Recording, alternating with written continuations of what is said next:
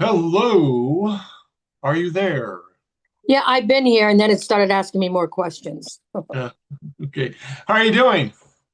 Good, good. All right, so we're going to talk today. Connie, of course, is over in Ireland. I'm here in the Western North Carolina area. We're going to talk today about communicating with deceased loved ones and signs from deceased loved ones and how to pick up on them. Is that Yes. correct? Yes.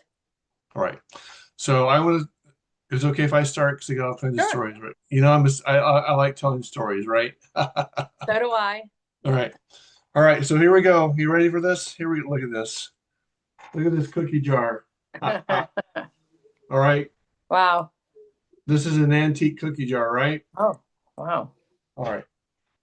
So when my grandmother passed away in 2010, in fact, I was a speaker at a conference with I was up in Mystic, Connecticut. I was getting ready to fly back to Fort Myers, Florida, which is where I was living at the time. And I was literally at the airport. My mom called me to tell me that my grandmother had passed away. My grandmother had 18 grandkids. I lived 2 blocks away from her. Any of my cousins will tell you that I was the one that was closest to her. Not because I was quote a favorite, but just because I was physically close enough to her that I was always there and always helping her out. And I spent a lot of time with my grandmother. Well, you'd And be my favorite then. so when she passed away, I was supposed to get the cookie jar. Right. I did not get the cookie jar. It went to my Well, aunt. so then you And had her killed? there, let's just say there were a few choice words. Right. So I was really kind of upset about this because this cookie jar was really sacred to us grandkids because it always Yeah. had anytime you went to grandma's house, there was always cookies in the cookie jar. Right. And so shortly after she, of course, I came back after the funeral, and Tiffany and I ended up moving back to Sedona in 2010. So 2012 is kind of when Tiffany and I separated, and she filed for divorce.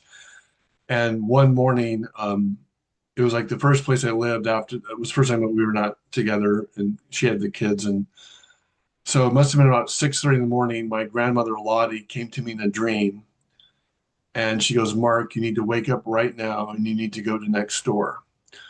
You need to go to next door. Your next door neighbors. Mark, come on." She's like, "Mark, get up, go next door, go next door." And if you know anything about Sedona, Sedona's accordingly, also everyone talks about the vortexes and the spirituality Yeah. and all those things. But also Sedona is really known for their garage sales and their yard sales. And I mean, she must have told me like 3 or 4 times, Mark, come on, get up. And if you're not there right at because people like will move there from California, and they'll be there for like 6 or 7 months. All these, very extremely wealthy people, and then they'll just bolt and they'll find amazing things at Goodwill, yard sales, garage sales all over Sedona. My son is all about that. Right, right. So I'm like, okay. So I wake up, I go next door, and of course, next door there's a big sale, yard sale, right, garage sale, and I go to there's a table in the center of the garage, and on that table is a cookie jar identical to my grandmother's. Wow. Not hers though, right? Not hers, but one that's Yeah, that's crazy. identical to it. Wow. Is that crazy or what? Yeah. Yeah, So go ahead. I I love how spirit will play with us, give us signs and make us kind of think out of the box as well. Right, right. And so the other part of that story that I want to get to is that if something is meant for you to have, you will get it. It may not be when you want it, Yeah, like in right. we always, in Greek mythology, there's Chronos and Kiernos. Chronos stems from chronology, which is earthly time, and Kiernos is God's time. Yeah, it's never, you know, that's what I try to tell people. I said, you know, you can ask for signs without a doubt, but then let it go and let it happen when it needs to happen. Right, right, right. And sometimes it happens when we least expecting it because Oh, we're always, because it's always. like when we want it so desperately and so badly, we're like we literally like, pushing it, we keep it away from us because our the signal that we're putting out is that we're not going to get it. It's not going to happen. Or Or right. Martin just showed me something that happened last year. I was in my backyard. It must have been a nice day. And I was whining and bitching. I want signs from nature. Blah, blah. I was just like, blah, blah. So sometimes they'll do stuff just to shut you up. So I was just like, I want a sign, you know, because like the robins normally come here, you know, like after Martin passed, a robin showed up at mine. And then it hopped over to my neighbor's and went into her kitchen. And so I was sitting there bitching and just carrying on being meh. And this is why I shouldn't be alone. And out of the blue, this butterfly flew on my hand Yeah, right. Yeah. and it stayed there. And I was wanting to get a picture of it. I didn't get to. I mean, a butterfly has never landed on my hand. And I said, was that so hard? Right, right. Exactly. That's very true. So, but I mean, the signs, going back to how we met, which was during Virtue's ATP. I don't know if you remember Phil, Phil McKinnon. He was a little bit older than me, I might, I would probably if I saw him, kind maybe. of tall, skinny dude, a little bit, maybe a few years older than me. And it was kind of the time when I was doing mediumship stuff. And, I just, I said, there's a young lady standing next to you, and she's standing next to like jasmine's a bush, right? The jasmine, it's not really a Yeah. tree, but it's more like a bush. And he kind of got taken back and he goes, oh, that was like her favorite scent. Her favorite smell was jasmine's. I said, well, she wants me to let you know that that's how you're going to remember her, is that when you always smell jasmine, it'll bring up the memories of her. And I think, like along with my grandmother always picked up pennies. And so I tend to do that as well because it was something that my grandmother did. And I think we've talked about this before, but like my father was a evangelical holy roller, Bible thumping, brimstone fire Yeah. Christian. And yeah, and he and I got into many, many arguments over the years. And I remember I was like 3 or 4 years old and he was trying to take me to church, and I kept kicking him in the shins and knees. Ah, I don't want to go. I was like screaming out, no, I don't want to go there. And so, I mean, over the years, there were a lot of debates. He had a really hard time with my near-death experience. In fact, he thought that I had some type of like satanic, demonic experience. Of course. Of course, right. If it's not, it's either Jesus or it's the devil. There's Yes. no, nothing No in in between. Yeah, no in between. the truth. Yeah. And so, and then he finally kind of made peace with it as he was getting ready to make his transition. Well, my dad has come to me in my dreams many times. And I had the experience last year where I was at that. See, but my dad never really worked. Um, you ever see the movie A Beautiful Mind with Russell Crowe? Oh, I don't. If I did, it was I know it. I know we've seen bits of it, but I don't know if I sat and watched it. He's this guy that has a really high IQ, Yeah, but he can't relate to anyone because he's like yeah. schizophrenic. Well, my dad was schizophrenic and he had a really high IQ, but he couldn't relate to anyone. So he lived at home with my grandparents. His mom and dad for most of his adult life really had a hard time holding a job. Was always like in his own little world, and of course it was challenging for me. And so I had this dream. It was more than a dream because dreams are more than dreams. Sometimes they're actual experiences Huh? on other dimensional realities or parallel lives or whatever you want to call it. Well, like Dolores Cannon said, the soul never sleeps. So that's why you have deja vu. Or Right. you feel like you've been in school because the soul is not going to sit there going, okay, we got to wait for the spiders. You're traveling the universe, Right, right. Yeah, So, exactly. And so I went into the house where my grandparents' house where he lived, and but it had been completely remodeled. I mean, it was so beautiful, so amazing. And my cousin Natalie was there, my cousin, my father's side, and I knew that his brother Dick and his wife Judy were on their way. And then all of a sudden, in the center of like the living room area, there were like just all these images of my dad's life, of stuff that I didn't know about from before I was born, that really kind of helped me for the first time in my life have compassion for his mental illness, for his schizophrenia, for his manic, you know, polarizations and huge uh, mood swings. right. And there were all these, just images that kind of gave me a greater understanding of that. And then the next thing you know, my dad was there, and he and I made peace. I mean, we really had it seemed like it was like a 10-minute, I don't know, maybe it was long, maybe it was longer, but it was a really in-depth conversation, and it really, uh, we made peace, which we didn't have. And you got like, I'm sure Martin would agree with this if he was still here, that when you have that communication with people that have crossed over, they always say closure is so important. That's why forgiveness while you're alive is so important. Letting go while you're alive is so important. And so we made peace. And then I woke up and I could tell that my dad was in the room. And of course, I have tears running down my eyes. And then I had to get up because I had to take my daughter Julia to her ACT test. And so on the way back, I had to stop and get gas. And at the gas station, over to my right was this large semi truck that said Patterson Enterprises on the side of it. So talk about a real validation that Yeah. that experience was very real, and it brought a lot of healing and a lot of peace to me. So and I do think that our dreams are doorways to make peace with people that maybe have crossed over that you weren't able to forgive, or maybe they betrayed you, and now they're coming to you in the dream state, saying, "Hey, we need to move on," because unfortunately we do carry those energetic patterns and those energetic loops that create those circumstances over and over again until we do express compassion, forgiveness, and non-judgment.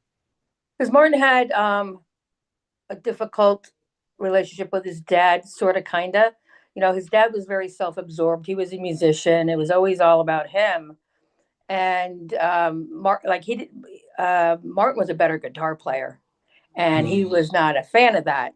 And so it was interesting after he had passed, and Martin's godmother came through out of the blue.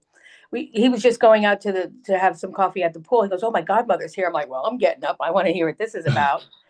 And I don't remember that, but it was really interesting because then his father was there and said to the godmother, or he was just saying, would he mind if I came through? He asked permission.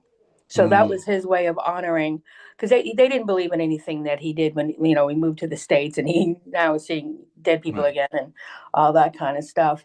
So Martin got the same kind of healing and respect from his father after he passed, and it doesn't matter when it happens, because I made peace and forgiveness with my stepfather, that Mm, abused me, and I've made my mother still here, and people think they have to have closure with that person in person. You don't. My mother is still alive, and I don't need closure with her. I'm done. I am so grateful to her from my younger years. I was at a meeting today, and it's the first 1,000 days of your life, which is like 3.5 years, are the most important. And I realized, and I did kind of realize that for a thing I wrote for her last year, that that foundation she gave me early on right, right. carried Sure. me through the trauma from 9 years old on, Right. and so for that, I'm so grateful to her for giving me that early. I don't know what happened between her and my father. I never knew him, But my memories that I remember, I idolized her, and I saw such strength in her that I hoped I could grow up and be like her one day.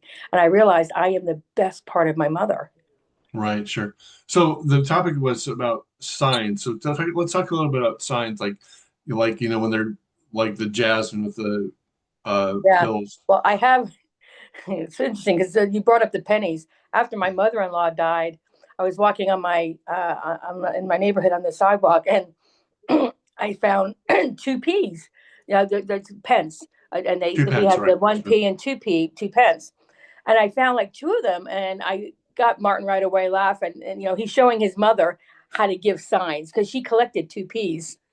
Right, right, right, right, And right. I Yeah. thought, oh, thanks. And then after Andrew passed, we were finding dimes all over the place. And even my daughter, she had already moved out, but she's like, Mommy, I'm finding dimes all over the place. I said, oh, yeah, so are we. I said, it's from Andrew. She goes, oh, okay. And so I asked Andrew, not why not pennies? He goes, inflation, Mommy. Inflation. Now, I have this really cool sign, and it actually involves Doreen Virtue because when he was in the hospital, when my son was in the hospital dealing with leukemia, he was 16. Doreen said this beautiful dragon, stuffed dragon with the wings really Right, right, colorful and right. all that. And she says, yeah, the dragon said, I'm Andrew. So she goes, okay, I guess I'll buy it. She sent it to Florida, and he had it in the hospital. There's pictures and that, this and that. We get home, and I have the dragon on his dresser behind his chair. He had a recliner in his room. And on Christmas morning, I was sitting in the chair trying to connect with him, and I got nothing. But of course, he told me what to get Martin for Christmas, and this is his first Christmas not here. He was only gone 2 months. So Martin and I open the presents, and I go into the bedroom to get something, and I walk past Andrew's room, and I go, Martin, have you been in Andrew's room? He goes, no. I said, you need to come see this. And he came in, and the dragon was right in the middle of his chair on Hmm. his wolf pillow. There was no Right, right. way. It would have fallen behind the chair. And it freaked Martin out. Now, the freak Martin out would be like trying to freak you out. Right, right, right. Yeah. You're so, he was so used to weird crap going on. And we were so high that day. He made that Christmas so incredibly special. And then I think I want to also talk to people about pay attention to songs. But they communicate with me. I'll hear a song, and then certain words will be louder. I'll hear it louder, Mhm. and then it's like, oh, I need to pay attention to this. And they send me songs whenever I'm feeling the grief or whatever. And I was listening. The song came on, and I heard, and we'll sing your song together. And I thought, oh, I got to look up that song because Martin wrote our daughter a song, and it said, and now you'll some about singing a song together. You sing your now with your baby, and actually the song was "Better Days." It was about me, about the better days are coming. We've been through the Right. worst, I So th songs are very important. yeah, I think also flowers. I think flowers Yeah. and butterflies are very common for our people that have passed on. And Yep. people ask me, I get this question a lot, and I find it kind of one, it's strange because it's like why would you think something different? But the people will have always asked me over the years, well, when I die, are the loved ones waiting for me? The answer is yes. Yeah, but they're usually there a good week or a few days before you cross over, and there's doctors and nurses that tell this over and over again. It's like the person that's getting ready to die all of a sudden starts talking. They start having Martin's dad did. conversations. Yeah, they'll start Martin's having. dad was doing it. Yeah, they Yeah, and also. his voice box was gone, but he was talking to people around the room, and the fame was going, "Who are you talking to?" Right, right, right, right. Yeah, so the story is Sam Kinison, the obnoxious comedian. Yeah, I do remember him. Yeah, he would scream at everyone and everything. But they said that when the police got to him, he was having this conversation, and there was, no one there. It's like it's not my time to go. I don't want to go. And also, he's like, so he goes, okay. You So that, wanna. yeah, right, doing right. I know in my own experience, like when I we were talking about Dolores Cannon when I was at the Wake Up Now conference, and I went on actually just before Dolores, and I had this guy who's probably 65 years old, and he's like, Mark, I think all this is bullshit. I don't believe in any of it, but I want to talk to you. I'm like, okay. Yeah, I'm like, what? Great Yeah, sure. conversation starter. Right. Martin loved those guys. You Yeah, probably right. do too. Exactly. Yeah, it's all bullshit, but I want to talk to you. I'm like, okay. So I tell him, well, there's a man, older man, standing directly behind you. I'm guessing it's your father. Your father's crossed over. Is that correct? And he goes, yeah. Well, your dad is holding a wooden airplane. He's pointing to this wooden airplane, and he's pointing directly to you. Well, Connie, that guy dropped to his knees and just started just crying like he was about a 5-year-old girl. So he finally gathered himself. He got up and he shook his head, and he said that when he was 7 years old, he built a wooden airplane for his dad. That he went and then he put it on the chair in the living room. And he went to get something to eat in the kitchen. That he forgot that he put that wooden airplane in the chair. Well, he sat on that wooden airplane and broke it, and he was never able to give that to his dad. Well, his dad came through to let him know that he got that wooden airplane. So Yeah. that we also see a lot of times when deceased ones communicate with us, they give us direct symbols, or they give us direct information, or they give us a direct piece like the wooden airplane to Yeah. let so that that can be conveyed to them. And I know that a lot of times when we don't complete something like that wooden airplane, it kind of we stymie our creativity because we think, oh, if I make something nice and wonderful, it's going to get destroyed. And of course, the guy kind of shook his head and just he didn't know what to say to me, and he just you know, Motored on. yeah, but I also think that's true. Like, so a lot of times we'll receive like I had a session with a lady, and she kept and it was a Zoom session, and there was an older lady that kept showing me ballet shoes. I kept asking this lady, well, why do they keep showing me ballet shoes? She's like, oh, I don't know. I don't know. And she's like, oh my God, that's my stepmom. She was a famous ballet dancer. I'm like, ah! Oh, please don't. But we've gotten emails after Martin had done. Oh, that guy you talking about coming through. Yeah, that was my brother. All right, but she was a lot younger, and so he wasn't really a part of her life. But Martin gets, I'm so sorry. I talked to so and so. That totally made sense. Even when we've done, when we do the audience things, people will then come up because then Martin's saying anybody with this and that. Nope.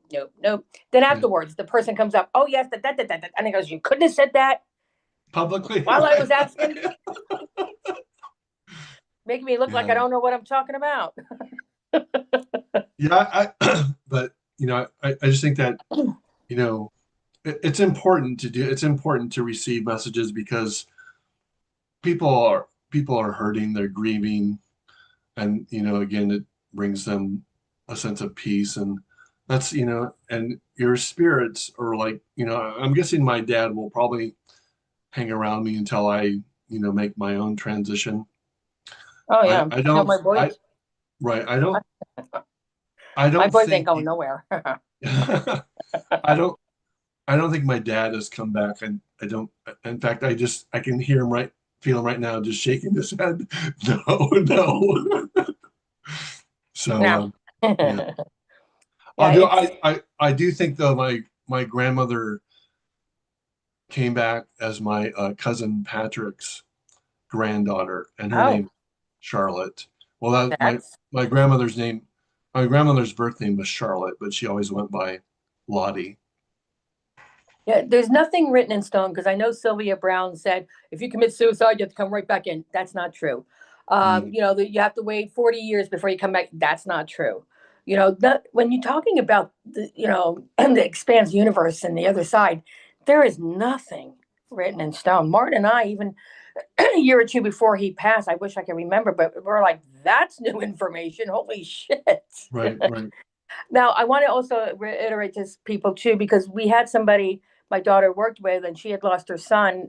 Elisha worked with him as well, and he died when he fell on a hiking trip. Mm, And it was a couple of years before Andrew. And so when she came, she goes, and then Andrew had passed, and then she goes, "I wish I got signs like you do from your Andrew." Andrew, I said, "You do. You're not paying attention." right, right, right, And I said, "You keep explaining it away. Think, oh, that's a coincidence. Stop it." right, right. I Yeah, said, "Your son came through very strong to Martin and gave you information." And oh, well, he would probably just made that up. It's like, how would Martin know your daughter was into this kind of art? Come on. right, right, We've never met, So, people need to quit trying to make sense of it and just accept it. And then when you do, you can feel the energy of your loved one, and then that's how I know. I'm like, okay, I'm high right now. right, right. So, because you lost a child, and my ex-wife Tiffany also lost what's it called when they die really young So, after, wait, a stillbirth? Not a not a stillbirth. stillbirth, but um like they're in the crib, they're like Oh, yeah. newborn, Crib death.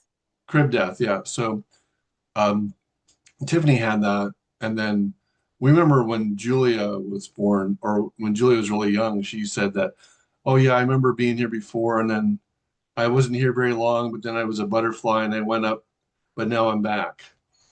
And so I know that um, loss of a child is one of the most painful, horrific things that a human can experience. And Yep. so maybe you have like some condoling or condolences thoughts on how what people need to do to help process that, since you Yeah. went through it yourself. Yeah. Because I mean, I don't know how, for lack of a better term, muggles deal with the kind of trauma I've dealt with without knowing what I know. Because losing Andrew, and also I really had the best of the worst situation. I had a really kick-ass medium husband.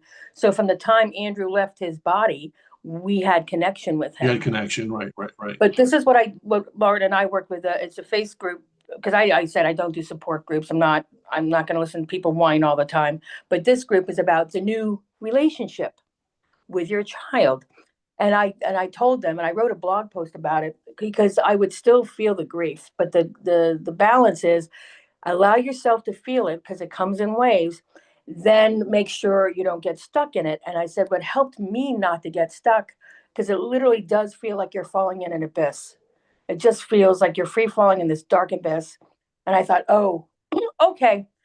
So what I tell people is, take those heavy bricks of grief, and it's your choice to build a bridge to your loved one, or the longer you're staying brave, you're building a wall. And there is support groups out there that will help you get that new connection if you're not. But it's also trusting what you're feeling. When you think, is that a sign? Yes. right, right. I feel the energy. Yes. Because religion tells you, oh no, blah blah blah, and all these other whatever.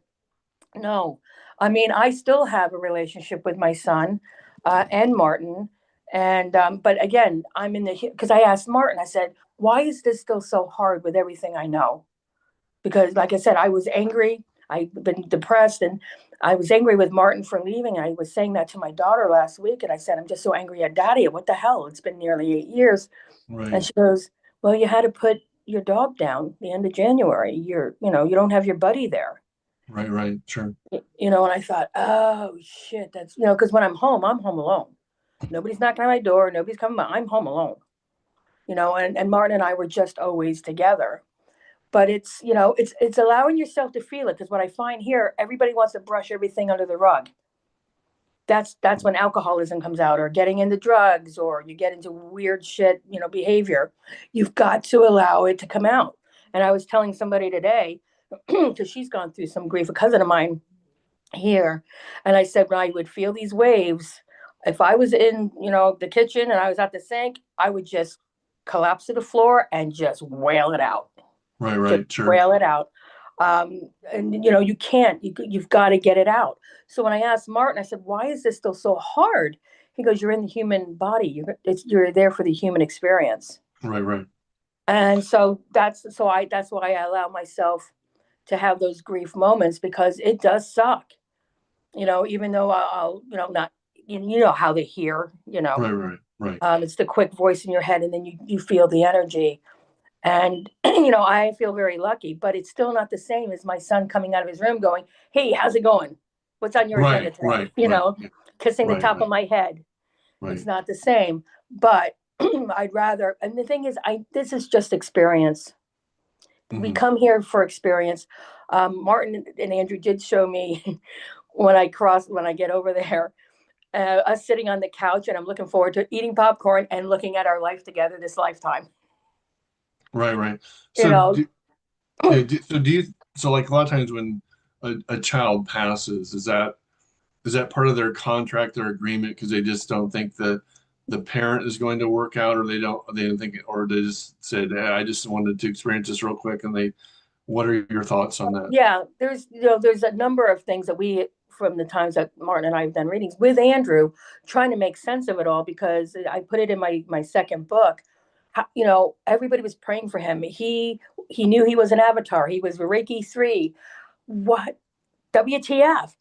And so and then Martin, it was I think on Andrew's third anniversary. um, I guess Martin must have been having a moment, and Andrew threw him the contract, and I'm like, that's not Andrew. It's not him. But he was trying to make a point that Andrew was coming here to have that experience, and he didn't want us to be his parents. He didn't want to put us through that. But Martin's the one who said, "No, I'm going to show you how serious we are. Um, I'm signing this. You're not going to go through that experience without us." Because we've traveled so many different lifetimes together. So he for whatever reason, he was going through that experience. And Martin knew when he was born, because when he was born, he was a month early. He was in the NICU for 6 days. But he said his guide told him that we wouldn't have him long, but then it was taken away from him. He had totally forgot about it. Plus, Right, right, Martin right. was in his spiritual gifts back then.